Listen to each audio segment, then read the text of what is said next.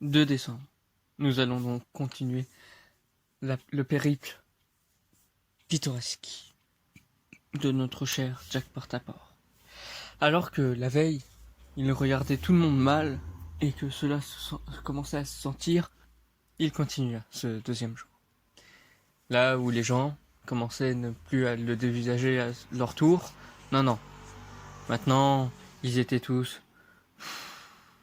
Vous n'essayez même pas de le regarder.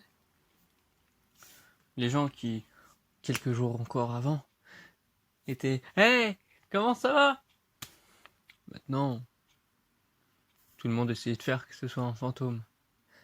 Et c'est bien ce qui inquiétait Jack Portaport. Il ne voulait pas être un fantôme. Car être un fantôme voudrait dire qu'il soit mort. Il savait, le pire dans tout ça, c'est qu'il savait que toutes les personnes dans ce village l'aimaient bien avant. Mais est-ce que la lettre qu'il avait reçue insinuait que ça allait être par une personne qui l'aimait toujours? Donc, est-ce que cela voudrait dire un membre de sa famille?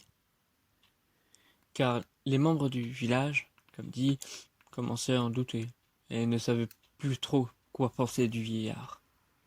Et ce dernier en avait un peu peur quand même. Parce que ça pourrait être quand même des gens qui l'ont aimé au moins un moment. Il ne savait juste pas comment réagir. Donc, ce jour-là, il s'est tu, tout simplement. Il ne parlait plus. Plus personne ne l'avait entendu depuis hier. Ça ne semblait gêner personne dans le village, autre que sa famille, constituée de sa jeune femme et de ses 2 enfants. Donc il a toujours été très soigneux et les a éduqués au mieux, grâce à la bonté divine, apparemment. Il le regardait même et il ne leur disait rien. Cela faisait très longtemps qu'ils n'avaient pas entendu leur père ne pas dire un mot. La dernière fois, c'est qu'il ne savait pas quoi dire, tout simplement. Là, il doit avoir tellement de choses à dire, vu la peur, l'oppression qu'il avait. À regarder tout le monde et de se croire tué à tout moment. Mais rien. Ce jour-là, il ne savait vraiment pas quoi faire. Il allait au marché, il prenait juste ce qu'il voulait et payait. Sans un mot. Il ne faisait même plus de blagues. On ne lui faisait plus de blagues. Personne ne l'aimait maintenant. À part certains vieux amis, justement, du village quand il était arrivé, avec sa jeune femme et tout. Mais là, ces personnes, lui voulaient lancer une discussion. Mais lui, il a terminé avec un silence. Doux et puissant. Il ne savait plus quoi faire. Il n'avait plus rien à faire. Il se disait même si, du coup, c'est comme ça qu'il allait mourir, en se laissant mourir par la culpabilité.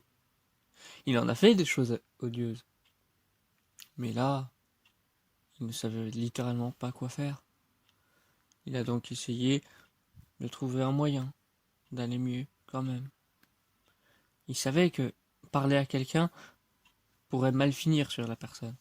Mais ne pas parler non plus, cela ferait le même résultat. Donc, il se dit au moins le lendemain, essayer de voir ce qui se passe s'il commence une discussion.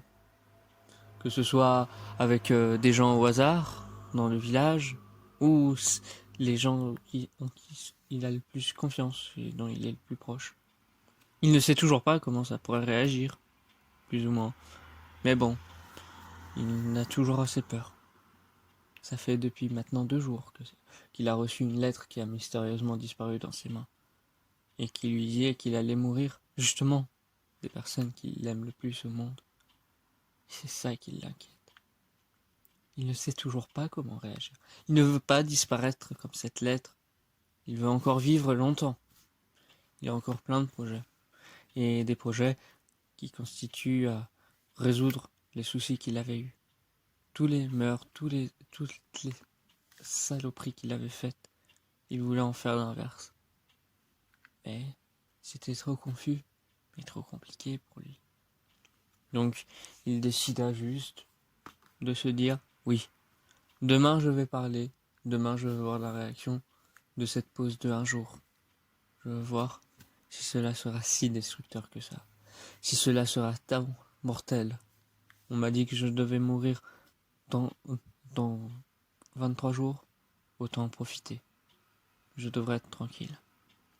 Et c'est ainsi qu'il entendit, en ayant un petit peu mal au cœur, d'entendre la sonnerie de minuit ressentir. Nous étions le